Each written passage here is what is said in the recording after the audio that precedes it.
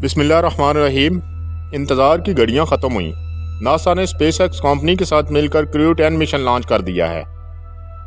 SpaceX company का falcon 9 rocket dragon capsule को लेकर 14 मार्च को मुकामी वक्त के मुताबिक 7:03 पर रवाना हुआ था।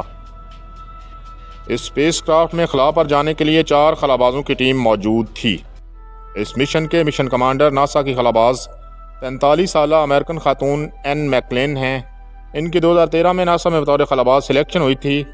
ये खातून यूएस आर्मी में कर्नल हैं और अभी दूसरी दफ़ा इंटरनेशनल स्पेस स्टेशन पर जा रही हैं। ये इंटरनेशनल स्पेस स्टेशन पर बतौर फ्लाइट इंजीनियर अपनी खिदमात सर अंजाम देंगी। इस मिशन की पायलट 36 साल अमेरिकन खलाबाज निकोल आयरस हैं। ये अमेरिकन एयरफोर्स में मेजर हैं। इनकी 2021 में नासा में बतौर खलाबाज सिलेक्शन हुई थी।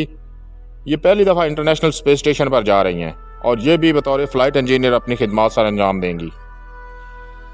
मिशन स्पेशलिस्ट 49 साल जापानी खलाबाज टेकिया ओनिशी इस टीम का हिस्सा हैं। इनकी 2009 में जापानी स्पेस एजेंसी जेक्सा में बतौर खलाबाज सिलेक्शन हुई थी। ये इंटरनेशनल स्पेस स्टेशन पर दूसरी दफ़ा जा रहे हैं और ये बतौर फ्लाइट इंजीनियर अपनी खिदमात सर अंजाम देंगे। केरल रेस्कोव रूसी खलाबाज हैं जो इस मिशन में मिशन स्पेशलिस्ट हैं।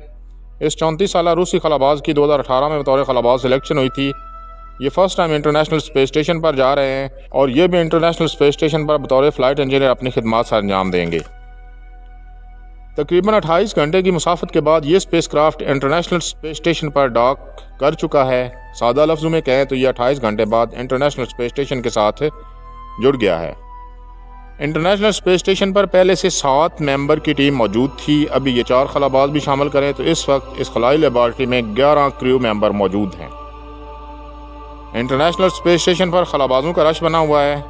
ये एक रूटीन एक्टिविटी है और जब भी खलाबाजों की शिफ्ट तब्दील होती है तो टेक ओवर करने वाली और हैंड ओवर करने वाली मतलब दोनों टीमें कुछ दिन इकट्ठी रहती हैं।